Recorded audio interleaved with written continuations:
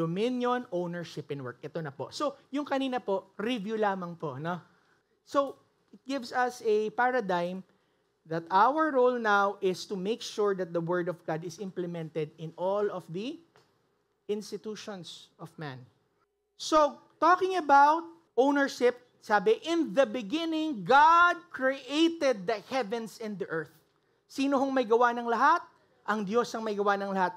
God created all things according to John 1, chapter 1, verse 3. All things were made by Him, and without Him, nothing, not anything was made that was made. The power and prerogative of a creator means that when they heard this, sabi ho ng Acts chapter 4, verse 24, they lifted up their voices to God with one accord and said, O Lord, it is you who made the heavens, the earth, and the sea, and all in them. Kung sino ho ang may gawa, siya ho ang may-ari. Ganun kasimple lang. There is nothing on earth that did not emanate from God's creation. Did not emanate from His creation. Although He did not create everything. May joke nga, God created everything in 6 days, in the 7, and after that, yung China na daw.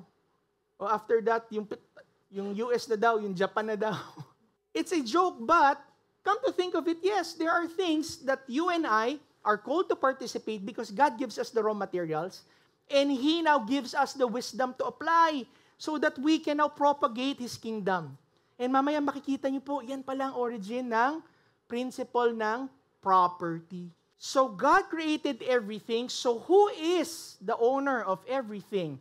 God is the absolute owner of all things. He owns everything. He owns you, He owns me, He owns our family, He owns our resources, He owns everything that we have. Makita niyo po, ang resources naman, nagpapalit-palitan lang ng kamayan. Wala kasi akong pera ngayon, pastor eh. I don't have any money ngayon. Yeah, pero yung pera na wala sa'yo, wala lang sa'yo, pero nasa kanila. Tama po ba?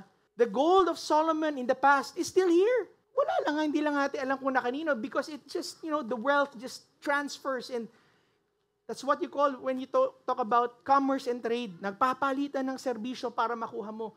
Pero sa katotohanan po niyan, ang lahat po niya na umiikot, dinatna na ho natin yan at pag wala na po tayo, iiwanan din po natin lahat yan. The land that you are now tilling, before you were born, it was already there. And when we leave this world, it will still be there. Because the earth is the Lord's and the fullness thereof. Because it is God who absolutely owns everything.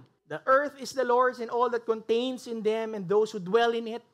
For every house is built by someone, but the builder of all things is God. For every beast of the forest is mine, the cattle on the 1,000 hills. The silver is mine and the gold is mine, declares the Lord of hosts. Sino raw may-ari ng ginto? Siya. Sino may mga ginto dyan? Nabili mo yan. Tama po, yung pinagbilhan mo, nabili rin sa iba yan. Baka yung napagbilhan. And somewhere along the line, someone was able to mine it out and to process it. And all of those things, it is God's. The silver, the gold, all of the treasures is God's. The land, ang lupa, shall not be sold permanently, sabi ho sa Israel, for the land is mine. For you are but aliens and sojourners with me. Sabi niya, pati yung lupa ninyo. Kaya may jubilee sila eh. Every 49 years, di ba? Nagbabalikan ng lupa because you cannot forever take something from someone. Kasi sabi ng Lord, akin yan. Pinapaalala ko sa inyo na lahat yan, akin yan. What is God's promise to the Israelites? The promise what? Promise land. Lupa ho ang pinangako ng Diyos. Kaya makikita natin, ang design pala, ang mindset, ang worldview na binibigay sa atin ng Lord, lupa, the earth. Ngayon kasi, finances na tayo, di ba? Crypto na nga eh. Pero ngayon, dahil nangyari itong COVID, anong nangyari? Plantito at plantita, picture, di ba? Because at the end of the day, it doesn't matter how many money you have, if the land will not produce through the providence of God, walang mangyayari. Tataas ang sibuyas, tataas ang, ano pa? Sabi lang, hindi, may sibuyas naman, may naiipit lang. Kasama ho yun sa problema. Baka tayo maligaw na pinag-usapan. Okay. What is now God's mandate for man? Ito na ha, the dominion mandate. And what is it? It's in Genesis chapter 1, verse 26 to 28. And it says, God said, let us make man in our image. In our likeness, let him rule over the fish of the sea, the birds of the air, over the livestock, over all the earth, and over all the creatures that move along the ground. So God created man in His own image, in the image of God. He created him, what? Male and female. Bakit? Kasi kasama sa dominion mandate ang magpakarami kayo. Kung si Adan at si Adan, hindi siya makakapagpadami. Si Eva at si Eva, hindi sila makakapagpadami. Hindi ho tayo, we're not hating on anyone. What we're saying is, when God said, be fruitful and multiply, kasama yun sa panawagan at sa design ng Lord. Because kung dalawa lang si Adan at si Eva, hindi ho nila mamamanage ang buong mundo. And He created him in His image. And what is the image of God? Christ in the church. Nag-sidetrack ako na konti, no? Pero ganda ho, sinabi. When we destroy and redefine things, we are actually, sige, redefine mo kung gusto mo. Redefine mo marriage, sige. Pero it doesn't mean that it would make it right. Because that is a picture of Christ and His body. Tama po ba? You cannot legislate gravity out of existence. You cannot legislate and say, simula sa araw na to, ang sky ay black na. Simula sa araw to, I'm legislating, hindi na sisikat ang araw. O sige, mag-legislate ka, pero okay. Because there are some things that it is God's domain. Pwede ka maniwala na walang Diyos. Okay. Pag namatay tayo, harap din tayo sa Kanya. So, He created man and male and female. He created them. God blessed them. At after ng blessing ng Lord, sinabi niya, okay, be fruitful, multiply, increase in number, fill the earth and subdue it. Rule over the fish of the sea, the birds of the air, over every living creature that moves on the ground. This is the dominion mandate. Ito yung binigay ng Diyos sa tao. Isa-isahin lang natin mabilis. No? Una is be fruitful. Be fruitful, multiply, replenish the earth. Okay, be fruitful na I think nasabi ko to doon dati sa mga nakattend, pero quick review lang. Fruitfulness, it's a duty for us to produce. God has given us the desire to be productive. And He gave us the ability to produce. Walang sino man ang ginawa ng Lord dito who does not have an ability to be productive. Wala kasi akong trabaho ngayon, mahina ang kita. Linis ka ng bahay. Wala akong dito kasi mahina ang, kasi, di ba? Wala akong pera. O di, look for something productive. Magaling ka sumulat, baka dapat magsulat ka na ng kanta. Dati, magaling kang you involve yourself to something because, what? Each and every one of us, it's innate for us. God has given us the seed. Ganun ang tao eh. Kung wala, mamatay na lang tayo. Tama po ba? And not only to multiply, but God also called us to increase in number. Not only to be fruitful, sabi niya, meron ka ng fruit, but you need to increase that fruit. Meron kang nagawa na master copy ng iyong kanta, and then I want you to what? Reproduce it. Padamihin mo. Meron kang isang negosyo. Andito si Bishop, no?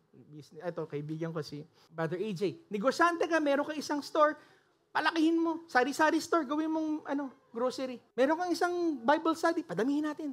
Multiply. Increase in fruit, not decrease. Ako, okay na ako. Pinapalit ko na kasi maraming problema. Kahit yung maliit, maraming problema yun. Ang problema nun, maliliit ang problema. Tapos parehong sakit ng ulo. Alala ko nga, sabi sa akin ng tatay namin, alam mo anak, yung problema ng malaki at maliit, pareho lang yun. Bakit ho? Pareho, iisip ko rin, di ba? O di lakihan mo na yung problema mo. Ikaw nga, no? Parang tama, pero parang mali, no? Pero okay naman. Hindi, ibig sabihin ko, when you draw up a dream and you have a vision, then ask God for a bigger one. If it is His will. Tama ba? Sino dito may mga problema, taas ang kamay? Sabihin mo, lakihan mo pa! Okay, wag naman. Alright, so, what do we mean by call to multiply, not to divide? Addition is not enough. Subtraction is not an option. And we should not settle for or with a fraction. Yun pala, no? Yun mandate. Kaya na-discover ang Philippines kasi kontento na tayo dito. Kaya yung iba, na-discover tayo. Sabi nga nila, kapag hindi ka humahayo, nadidiscover ka. Diba? Nadidiscover ka, naunahan tayo. Sila ngayon na-discover tayo. Kung tayo nagpunta doon, sabihin natin sila, na-discover natin. And talking about discover, fruitfulness, meron kang master copy, multiply, pinadami mo, and tapos na ba? Hindi. Fill the earth. What do we mean by fill? Occupy an available space. Discover new things. Mga bagong bagay na dati mong hindi kayang gawin, ngayon kaya mo nang gawin. What else to fill? Overwhelmed with your presence. Dapat may dating ka kung Christian ka, kung mananampalataya ka. Bakit? Kasi yung dinadala mong salita, kakaiba yan eh. When you begin to articulate your point, sabihin nila, hindi, mali yan. Bakit? Kasi it's so out of their league, it's so out of their field that they cannot understand. Bakit mo pinatawad? Ginawang ka na nga ng ganito. Bakit ka pa masaya ka pa kahit ganyan pinagdadaanan mo? Because sabihin mo, because meron ako nakikita na hindi nyo nakikita. Meron ako na wala kayo, which is, the dimension of the Spirit of God.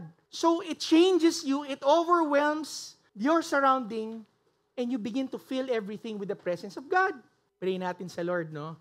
Kasi minsan, manood ka ng news, wala ka naman tayo masyado marinig na punto galing sa salita ng Diyos. Siyempre, hindi, kasi yung media hindi naman sa atin yan. Yun nga, bakit wala tayong media? Diba? So ganun nga rin yun. So, what else? To feel means to make yourself valuable. Mahalaga ka, may bali ka. You are a salt that is salty. Amen. And we need to provide vision. Provision. Ano ang provision? Provision is not, the root word of provision is not provide. No. What is the prefix of provision? Vision. It's advanced vision. So the role of the fathers is to provide, to give the vision, that revelation that comes from God. Hello? Nandiyan pa ba kayo? Nandiyan pa lang tayo. Dominion mandate. Mandato ng bawat Kristiyano. Ngayon papakitahan ko po kayo dito sa picture na to. Now, this is the creative industry value chain. Ginagawa na po pala nila. Sabi, when you create, sinabi natin, meron kang master copy, you produce it, and then you distribute it. At pagkatapos mo ma-distribute, kailangan may retail. No, meron talagang bentahan. Meron kang kanta, hindi mo na ibenta. Meron kang produkto, hindi mo na ibenta. Walang bali yun. Kahit pinadami mo yan. Tama po ba? Marunong ang mundo natuto sa salita ng Diyos. Ang Christian pala, meron kang vision, meron kang kanta, the dominion value, you have a fruit, you are able to produce. What's next? You multiply it. And then what's next? You fill and occupy. Ibig sabihin, kailangan makarating doon sa kinauukulan. It has to bless somebody. Kaya, meron pong ibang akong naririnig na mga ibang Christians, so bless their heart, that talks about economics and say, the goal of economics has always been to create surplus. Parang natapos ka doon sa multiplication. But the goal of economy, the goal of prosperity is to bless others. Makarating doon sa iba. Kasi pagdating ng panahon, pag namatay tayo, iiwan natin lahat yan. Hindi, nakagawa na ako ng surplus, blessed ako. Hindi, ang blessing, naging blessing tayo sa iba. Pag sinabi iba na bless ako sa'yo. And after the filling and occupying, what happens? You replenish and sustain. Nagbenta ka ng mineral water, bumili sa'yo, wow, you filled it. Pero dapat may return order. Tama po ba? Because there is sustaining, making it reliant on the system na ginawa ng isang mananampalataya. Hello? Nandiyan po ba tayo? Are we still here? Dominion mandate. Be fruitful, multiply, and replenish the earth. Pero ito pa ho. Ito. Doon sa iba pang verse, Genesis chapter 2, and sabi po dito, we'll talk about the work of a steward. So, basahin po natin. 1, 2, 3, read. This is the account of the heavens and the earth when they were created, when the Lord God made the earth and the heavens. Now, no shrub have yet appeared on the earth, and no plant had yet sprung up. For the Lord God had not sent rain on the earth, and there was no one to work the ground. But streams came up from the earth and watered the whole surface of the ground. Then the Lord God formed a man from the dust of the ground and breathed into his nostrils the breath of life, and man became a living being. Okay, stop po tayo ha. So sa ibang translation, man became a living soul. So you could see the triune dimension ng tao. Formed dust, katawan, breathed into his nostrils, spirit, and man became a living soul. Spirit, soul, and body, just like our Creator. Triune. And what's next? Kita nyo ho wala pang tao, meron nang nilikha ang Diyos. Wala pang tao, merong mundo na. Meron nang nakaabang na trabaho para sa tao. Wala pa hong kasalanan. Sin was not yet there. That's right. Amin po ba? So, hindi pala parusa ang trabaho. Hello? Nakakapagod yung trabaho ko. Yung walang trabaho, nakakapagod rin yun. Yung nakatambay ka, nakakapagod. Tama po ba? Narinig ko nga isa. Dito lang daw sa Pilipinas tayo nakarinig ng umiinom ng energy drink na nakatambay. Bakit? Para mas malakas ka sa pagtambay mo. Nakakapagod rin yun, yung wala kang ginagawa. Amen po ba? Whether you do something, you don't do something, your life and your time is being wasted. Your strength is being consumed. So, basahin po natin, verse 15, 1, 2, 3, read. The Lord God took man and put him in the Garden of Eden to work it and take care of it. And the Lord God commanded the man, you are free to eat from any tree in the garden, but you must not eat from the tree of knowledge of good and evil. For when you eat from it, you will certainly die. Yan na yun, secular humanism. Magiging katulad ka ng Diyos, malalaman mo mali tama. You don't need God, you can decide for yourself. That's the promise of Satan. You will not die. God only knows that if you eat of it, you will be like Him. You will be like God. Knowing what is right and what is wrong. What does it mean? Hindi mo na kailangan may magsabi sa'yo. You do not need to rely on any ancient book. Wag mo kaming binibiblia dito, Pastor, kasi hindi naman yan applicable sa amin. We can decide for ourselves. We're Congress, we're Senate, we're the enlightened people. No book shall prevail over how we think. Mga matatalino kami, kami lahat. We're based on science, not based on some lousy theology. We can decide for ourselves what is right and what is wrong, and God cannot do anything about it. So you are a God to your own religion. May relihiyon ka pa din. At yung relihiyon mo is, the God of your religion is yourself.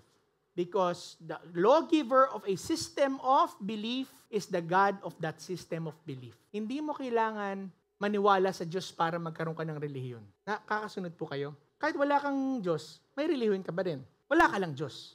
Diyos mo lang sarili mo.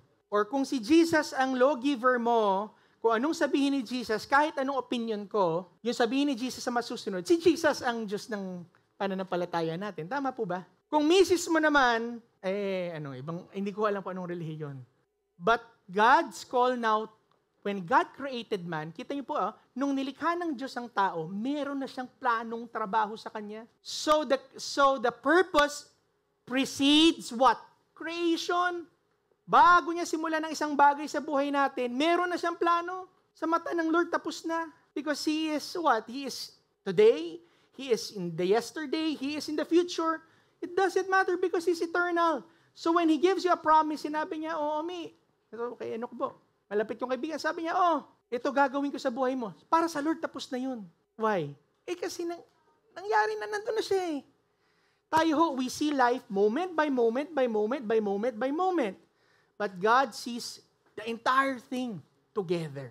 Tapos na sa Lord ang lahat. So, when God created Adam and Eve, sabi niya, okay, I'm gonna create man because this is what we need. So, lahat ng nilikha ng Diyos, merong plano ang Diyos sa buhay mo. There is no such thing as an unwanted child because that word was only what? Created by those who does not believe in the providence of God. Kasi walang aksidente sa Panginoon na tao. Kung nilikha ka ng Panginoon, meron siyang plano sa buhay mo. Amen po ba? So now, look at this, brothers and sisters. God, the Creator, is the owner of everything. Okay? And man is His enforcer and steward who is tasked with the mandate of dominion, which means fruitfulness, multiplication, fill, replenish the earth. Now, man's stewardship or taking care of is manifested through his what? Through his work in creation. Paano ka nagiging mabuting steward? Through work. And what is the definition of work? And this is the definition of work. Work is the application and the sharing of man's liberty, life and liberty, or his time and giftings or abilities to the world. When man works, production results. Kakaroon na production. And this is what you call property. Amen po ba?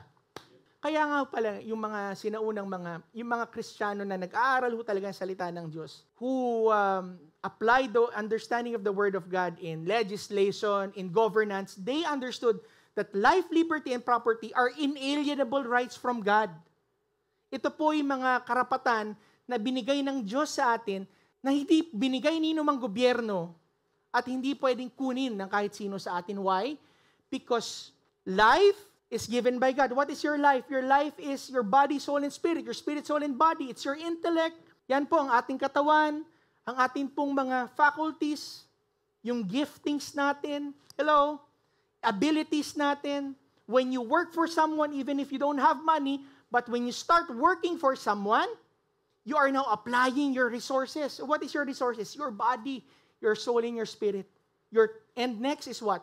Your time. Your time is what? Your time is your greatest commodity. And let us look at this. Nagmamadali ako baka nauunahan ko yung sarili ko. And look at this. The picture on your left, dry land. Parang sa Israel, dry land. After work, production. Nagkaroon ng irrigation, binungkal ng tao, nininis at inayos. Bakit merong arrow? Para ipakita na same picture, same angle, it was taken the same angle. Now, this picture on the left, hindi ko kasi gumagalaw yung picture na binigay ko dito. Pero dito sa Zoom. Okay, so the gray picture now is what? This is what? This is the Mount Rushmore. The picture was before, yung sa left, ano itsura niya? Bundok lang yan, pero merong nagtrabaho. Somebody applied his what? His intellect, his energy, and his time. And what is that? That is his life and his liberty. Bakit liberty? Because he can have done any other things. Pwede naman niya ginawa ang ibang mga bagay. But for that particular time, he chose that I would spend my hours here. And that is important. Why? Because that is your most important currency sa buhay mo. Oras. Time is the most valuable currency. It's not money. Binabayaran ka ng tao para sa oras mo. Kaya hindi pera ang mahalaga yung oras mo. Yung lakas mo. Right? So life is your spirit, soul, your mind, emotions, and will. It includes your faculties, your abilities, and the giftings that the Lord has given you. Bakit ko ginagawa itong ginagawa ko? Because I know God has given me this. What I have, isipin niyo, tagal-tagal ko na pong alam itong mga to na for some reason, binagbabas ako, kakabit-kabit. Sabi ko, Lord, mali pala, dapat pala. So, kinagawa ko ngayon, nagsusulat ako sa Manila Times, turo po ako sa law school, because I need to what? Use my time in developing the gifts and the abilities that the Lord has given me. In the same way with you. And liberty is freedom to pursue your vocation and calling. Imagine kung wala kang kalayaan. Didiktahan ka lang ng tao. O yan ang lang gagawin mo sa buhay mo. You do labor camps all of your life. Sabi ng Lord, hindi. Meron akong ibang plano sa'yo. Hindi mo magawa. Bakit? Because dinidiktahan ka ng iba. So you need to be free because it primarily boils down to the use of your time. To the use of your time. Because the application of time and abilities, your life and liberty and giftings is what results to your work. When you apply your time and your giftings to the world around you, to the resources, that is your work. Si Jesus was never employed, but He never stopped working. Tama po ba? Ulit nga. Hindi siya na-employ, hindi siya empleyado ni naman. Pero sabi niya, as long as it is day, I have to work. Kasi meron siyang trabaho because it is His calling, it is His vocation. Vocation means calling. Yan po ibig sabihin nun. So, what is time? Time is man's most valuable currency. The true currency of life is time, and it's not money, and we've all got a limited stock of that, sabi ni Robert Harris. So for man, ito po may mga sinulat lang ako, basahin po natin. Kung nababasa po ninyo, 1, 2, 3, read. For man to fulfill God's calling upon his life, man must first be free to pursue his calling. Liberty is needed by man to enable him to fully apply his spiritual, intellectual, emotional, and physical faculties and assets to fully cultivate and enrich his world in the fulfillment of God's dominion mandate. Man's most important currency comes into play when applying to the world around him, and this is his time. whenever he decides to apply his life on some worthwhile or not so worthwhile activity, experience, or endeavor, he does so at expense of consuming his limited resource of time. Consumed time is forever lost and may no longer be recovered, making it the rarest and most valuable of man's resources.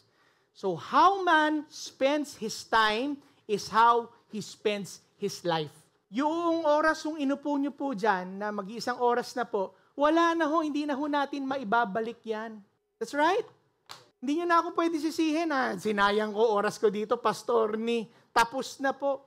Pero isipin mo na lang, kung umupo ka doon, nanood ka nung paborito mong telenovela, naubos din yung oras mo. So ang tanong dyan, where are you now spending your time? Where are you now spending your life? Because we don't know. The thing about time is we don't know when it's gonna end. We don't know. That's why it's very valuable. Ito po yung alam ng mga Kristiyano talaga noong unang panahon. So work then is the application of man's life and liberty or giftings and time to the world, and it results to production and fruitfulness, which is now called as man's property. Property means right, property rights. Merong thing, pero hindi kinultivate, wala namang merong authority over dyan, walang may stewardship over dyan, that's just a thing. That could be terra nullius. Sa batas, ibig sabihin, isa hong lupa na walang may-ari. But when somebody steps in and begins to put his time and effort and his labor and his thinking on that thing, his effort and his time becomes irreversibly, or ibig sabihin mo, inalienably intricated doon sa kanyang ginawa. Hindi mo na matatanggal yung aking oras. At in fact, blines ng Lord. Bakit? Kasi tumubo eh. I can only plant, I can only water, but it is God who makes it grow. John Locke knew this, who is the preeminent expert of life, liberty, and property. Siya po ang nag-craft niya. Isa pong Christian preacher po ito.